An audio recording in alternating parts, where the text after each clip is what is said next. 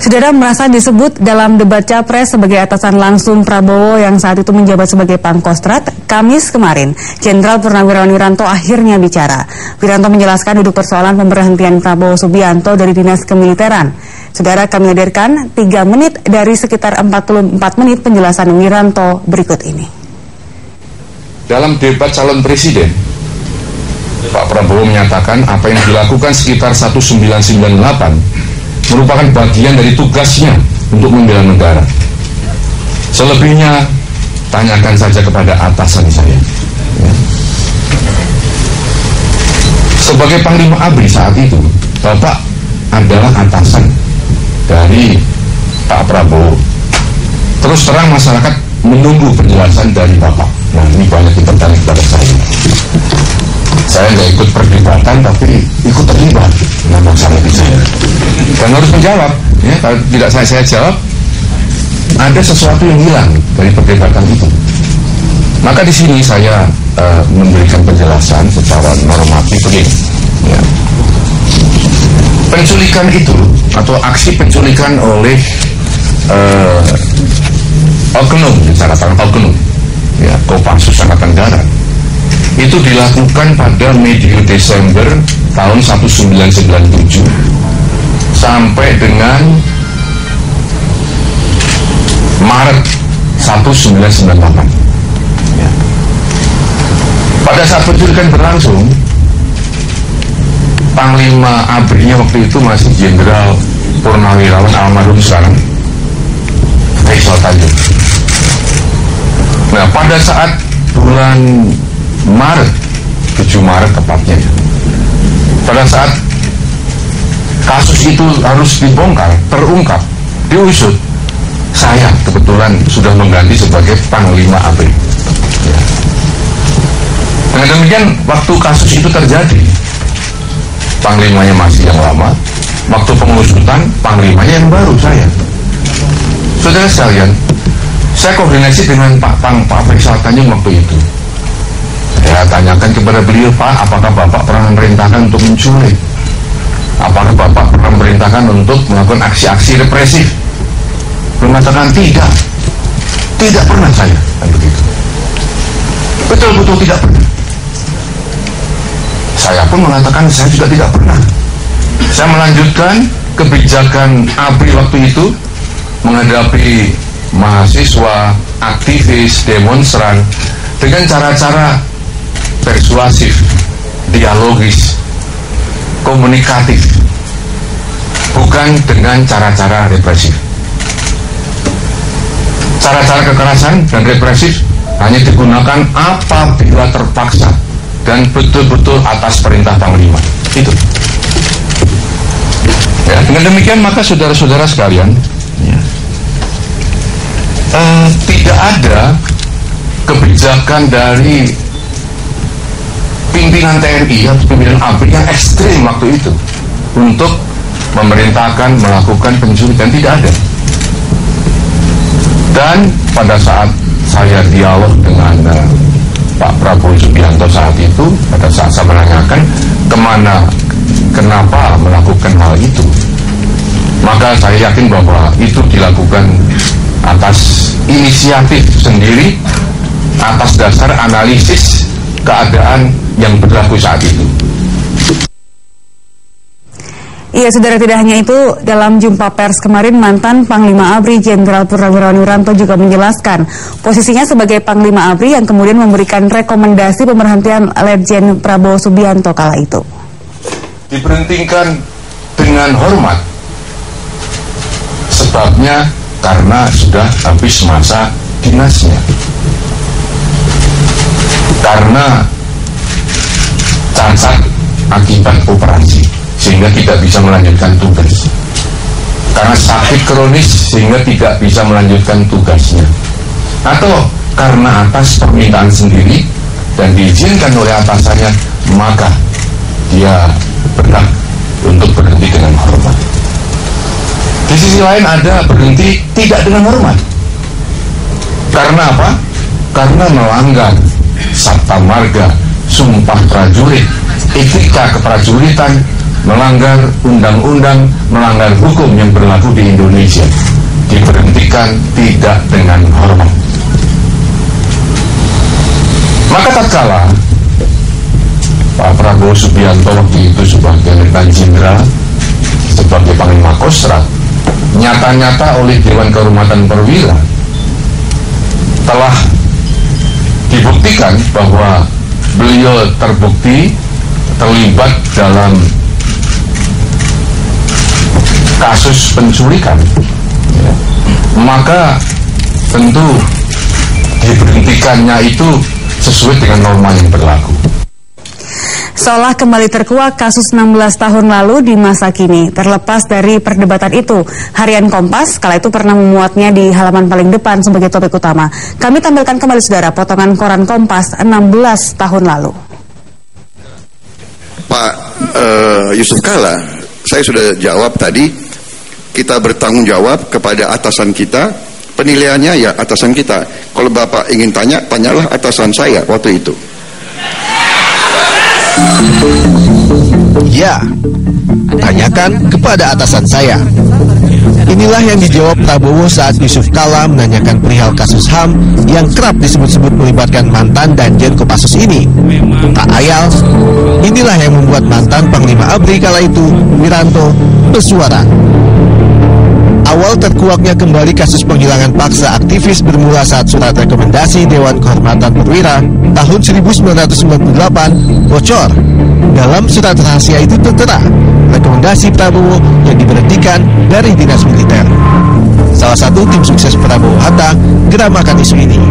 Adalah kasus yang betul-betul memang mengada-ada atau diadakan dalam rangka kampanye ini. Tetapi yang jelas isunya Prabowo dipecat itu tidak ada dokumen yang mengatakan dia dipecat, tapi dia diberhentikan dengan hormat dengan hak pensiun. Jadi satu itu. Yang kedua, kenapa ini dokumen ini baru keluar sekarang? Kenapa ini baru ramai sekarang, gitulah? Pada saat itu Prabowo ini kan sudah menjadi calon wakil presiden tahun 2009 bersama Ibu Megawati. Pada waktu itu tidak ada isu-isu seperti itu. Terlepas dari perdebatan ini, Harian Kompas pernah mencatat peristiwa terkait hal ini di halaman pertama 16 tahun yang lalu. Dalam Harian Kompas tertulis judul besar, Prabowo diberhentikan. Tidak hanya itu, mantan Danjen Kopassus, Mayor Jenderal Luhut DPR, beserta Komandan Grup 4 Kopassus, Kolonel Heirawan, dibebas tugaskan. Kompas kala itu mengutip hasil jumpa pers dengan Panglima ABRI, Jenderal Wiranto. Kala itu, Wiranto tidak mengungkapkan atas kesalahan apa Prabowo diberhentikan. Uniknya, persis di bawah artikel itu tertulis salah satu korban penculikan, Desmond J. Mahesa, heran terhadap sikap Panglima ABRI Wiranto. Desmond justru meminta ABRI kala itu seharusnya langsung membawa Prabowo, Luhut dan Heirawan ke Mahkamah Militer untuk disidang. Sebab kasus penculikan merupakan kesalahan masa lalu yang perlu kejujuran institusi ABRI untuk mengungkapnya secara terang benderang. Meski kini suara Desmond bisa jadi berbeda, karena Desmond saat ini merupakan bagian dari tim sukses Partai Gerindra yang mengusung Prabowo menjadi calon presiden.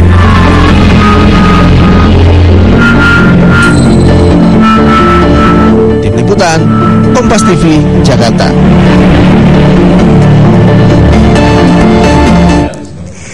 Terkait pernyataan Wiranto, Komisi untuk Orang Hilang dan Korban Tindak Kekerasan Kontras menilai makin jelas keterlibatan Prabowo dalam aksi pelanggaran HAM berat pada tahun 1998. Pernyataan Wiranto harus ditanggapi secara serius, mengingat posisinya kala itu sebagai Panglima ABRI yang sekaligus atasan Prabowo Subianto.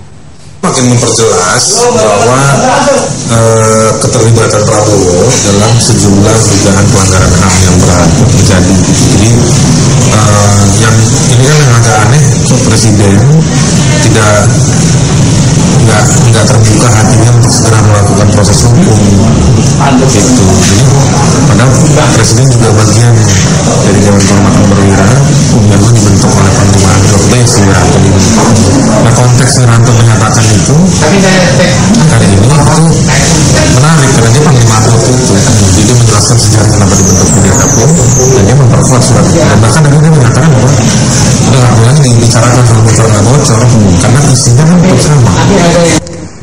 Dan keterangan pers Wiranto kemarin juga menjadi sorotan utama di halaman muka harian Kompas hari ini. Rekan Friska Larissa akan membahasnya bersama Wakil Pemimpin Redaksi Harian Kompas, Mas Budiman Tanurejo. Silakan Friska. Ya, terima kasih, Dian. Sorotan utama Harian Kompas yang terbit hari ini, Jumat 20 Juni 2014, mengangkat keterangan pers yang dilakukan oleh mantan Panglima ABRI Wiranto terkait kasus penculikan aktivis yang menyeret nama Pangkostrat saat itu Prabowo Subianto. Dan untuk membahasnya telah hadir di studio Kompas TV Wakil Pemimpin Redaksi Harian Kompas, Budiman Tanurejo. Selamat pagi, Mas Budiman.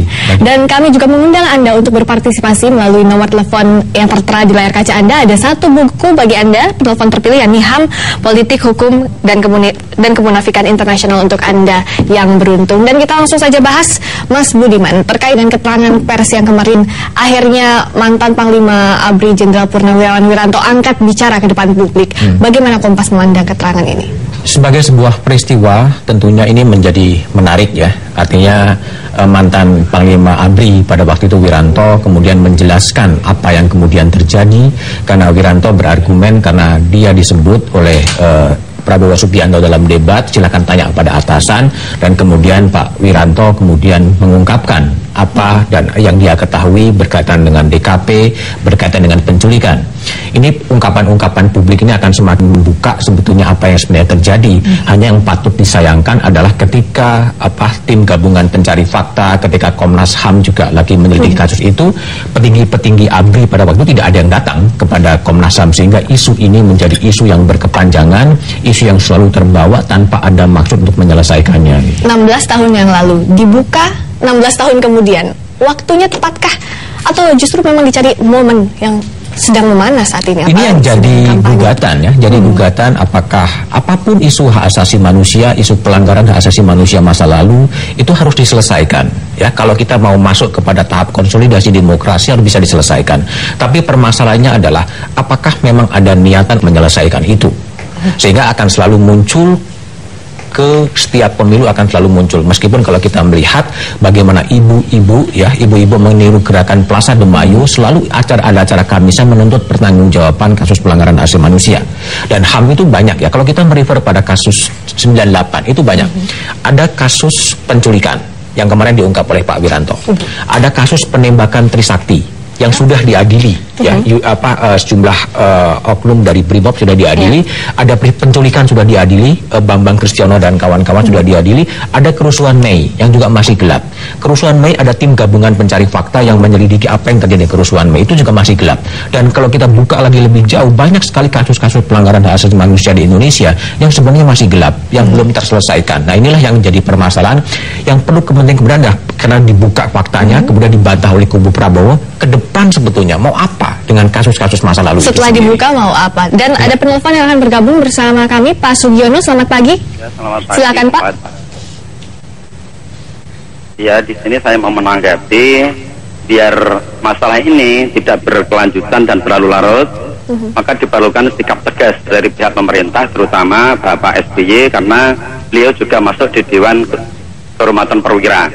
Ini terlepas dari kepentingan politik, biar jelas masyarakat bahwa Pak Prabowo itu benar-benar terlibat atau memang tidak, sehingga masyarakat nanti jangan sampai setelah pemilihan presiden dan Bapak Prabowo terlibat dan terpilih, nah ini menjadi presiden buruk. Kalau memang beliau tidak terlibat, mohon pemerintah membentuk tim yang sifatnya bukan mengadili tapi mengklarifikasi bahwa Bapak Prabowo itu terlibat atau tidak. Jadi perlu kejelasan dan harus diselesaikan sekarang biar tidak berkelanjutan. Ya, terima kasih Pak Sugiono telah berpartisipasi bersama kami di diskusi Ulas Kompas kali ini.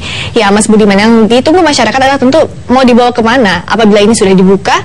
Setelah dibuktikan mau dibawa kemana? Apakah akan dibawa ke Mahkamah Militer selanjutnya? Iya, jadi gini, jadi Pak Sugiono tadi juga cukup jelas melihat persoalannya. Tadi yang disebutkan Presiden SBY. Presiden SBY sekarang termasuk salah satu anggota DKP pada saat itu juga menjadi salah satu anggota Dewan Kehormatan Perwira. Mungkin juga bisa menjelaskan selain Jenderal Subagio, Jenderal Fahru Rosi, Jamari Caniago dan lain sebagainya, bisa menjelaskan apa sebenarnya substansi dari DKP itu sendiri. Pertanyaan ke depan adalah kasus pelanggaran HAM masa lalu itu banyak, bukan hanya pada Mei. Ya, masalahnya adalah apakah bangsa ini akan selalu berkutat dengan problem masa lalu? Korban-korban yang culik yang sampai sekarang masih hilang juga masih banyak. Apakah kita tidak mempertimbangkan rasa keadilan dari keluarga-keluarga korban itu? Bicara soal korban, tadi kita lihat di petikan sorotan utama Kompas 16 tahun yang lalu disebutkan di sorotan utama ada Desmond J. Mahesa yang juga angkat bicara, yang justru mempertanyakan sikap mantan Pangap saat itu yang tidak mengungkapkan apa alasan pemberhentian Prabowo. Namun apabila kita merunut ke masa sekarang, di mana Desmond ini yang sekarang menjadi tim sukses dari kubu Prabowo sendiri, bukankah bisa jadi berbalik? Artinya ada keterbalikan pihak. Ya, Desmond adalah salah satu korban penculikan yang selamat, ya. Tapi dengan perubahan politik kemudian terjadi, Desmond kemudian menjadi anggota Gerindra, bahkan menjadi anggota DPR. Tapi yang juga perlu kita lihat adalah masih ada beberapa orang lagi, masih ada 13 orang lagi yang sampai sekarang tidak jelas keberadaannya. Kalau kita bicara dalam konteks penculikan, dalam terminologi hak asasi manusia, orang-orang seperti Yani Afri, orang-orang seperti Dedi Hamdun, ini adalah continuing violence yang berkelanjutan, yang tanpa jelas. Kalau dia meninggal, di mana kemudian kuburnya? Kalau dia hidup, di mana dia alamatnya? Inilah sebenarnya harus diselesaikan oleh Presiden, oleh bangsa ini. Bagaimana memberikan perhatian pada korban-korban pelanggaran. Sudah sejauh mana pemerintah menanggapi dari continuing violence? Kalau kita lihat pada rekomendasi DPR sudah merekomendasikan kepada pemerintahan Pak SBY untuk membentuk pengadilan HAM ad hoc. Salah satu upaya menyelesaikan pelanggaran HAM masa lalu setelah adanya undang-undang pengadilan HAM adalah membentuk pengadilan HAM ad hoc. Tapi masalahnya adalah Presiden SBY kemudian tidak juga kemudian membentuk, terjadi saling lempar bola antara Komnas HAM dan Kejaksaan Agung, sehingga memang belum ada keseriusan yang nyata. Akibat dari itu semua, kemudian setiap pemilu, setiap 5 tahunan itu selalu muncul karena seperti itu. Meskipun faktanya Kamisan perlu ada tiap hari Kamis kan seperti itu. Dan terakhir, Mas Budiman, janggalkah surat yang notabene memiliki klasifikasi rahasia bocor ke muka publik? Menurut penjelasannya Pak Wiranto adalah apa yang menjadi substansi dari dokumen DKP itu sudah terpublikasikan. Ya, seperti yang dikatakan, kalau kita melihat pada bukunya Pak Wiranto, kalau kita pada bukunya Kiflan Zen, kalau kita melihat pada bukunya yang lain-lain, ya sudah banyak sebetulnya testimoni kerusuhan Mei, penculikan yang muncul dalam aktivis. Kalau kita lihat dari blog-blog aktivis yang kemudian diculik, apakah itu Desar Patria, apakah itu Mugianto, semuanya sudah memberikan testimoni. Tapi problemnya adalah apakah testimoni-testimoni itu hanya berhenti pada sebuah ranah sosial dan kemudian tidak ada upaya untuk menjelaskan apa yang sebenarnya dalam konteks penculikan aktivis. Nah, ini yang kemudian terjadi, sehingga bocor soal rahasia, Pak Wiranto mengatakan itu bukan domain publik, sudah menjadi domain publik, tetapi klarifikasi, otentifikasi dari DKP mungkin bisa ditanyakan kepada jenderal-jenderal yang sekarang masih hidup. Apa yang sebenarnya terjadi? Dan terakhir, Mas Budiman, apakah janggal ini dokumen yang notabene dikeluarkan oleh ABRI pada masa itu tidak ada di Mabes TNI saat ini? Ya, menurut penjelasan Pak Muldoko, ya itu juga tidak ada, dan menurut Pak Wiranto dia juga tidak menyimpan. Tapi faktanya dokumen itu bocor. Nah, problemnya mungkin adalah apakah dokumen yang bocor itu bisa diotentifikasi, dijelaskan apa yang sebenarnya terjadi. Dan dalam konteks pencalonan presiden tentunya memang harus dilihat rekam jejak dari masing-masing calon presiden sehingga orang tahu siapa yang bakal dipimpin itu, yang akan memimpin mereka. Inilah yang sebenarnya yang terjadi akibat dari ketidaktegasan pemerintah dari sejak Pak Harto turun sampai sekarang. Ada upaya membentuk komisi kebenaran rekonsiliasi, tapi kemudian itu dibatalkan oleh Mahkamah Konstitusi, sehingga kita bergelut dengan isu asasi manusia tanpa ada ujung pangkal dan tidak pernah selesai sampai sekarang. Sehingga capres-capres ke depan harus juga memikirkan bagaimana menyelesaikan luka-luka masa lalu. Ya, apakah forget but not forgive atau model-model penyelesaian seperti itu. Tanpa ada itu kita akan selalu